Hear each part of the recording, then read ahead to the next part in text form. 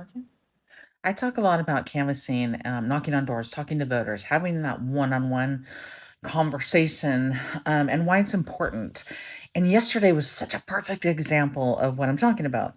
I was out in Palmdale, California, canvassing, knocking on doors for Christy Smith, who's running for Congress out there. And the gal I was looking for wasn't home, so I ended up talking to her mother.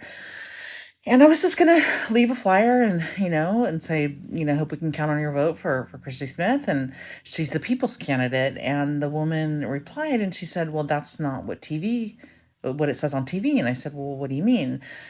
I go, are they doing hit pieces on her? Which I know they are. And she wasn't sure what that meant. And I said, well, basically they are, they don't have a platform. So the MAGA GOP, MAGA Republicans have no platform. It's to enrage and engage and get people emotional and riled up, to vote against their interests, basically. And so we talked a little bit more about Mike Garcia, who's currently in that seat. And I said, well, are you familiar with his voting record? And she said, no. And I said, well, it's completely atrocious. So let me just review it with you really quickly. Um, he has voted to strip away health care from 6 million Californians with pre-existing conditions. That's one.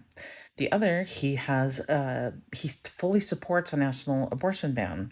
He has voted he voted no on access to contraception. Who does that? He's also voted against veterans, believe it or not. He has voted against, there was a bill that was in there to lower gas prices. He said no. He also voted against a bill that was to help reduce inflation by uh, lowering healthcare costs for families, lowering energy costs for families, creating good paying jobs in clean energy. They do all that. They say no to everything because they're owned by lobbyists, billionaires, the top 1%. So basically, they're the bitches of those people. And they seem okay with it. They don't care who dies.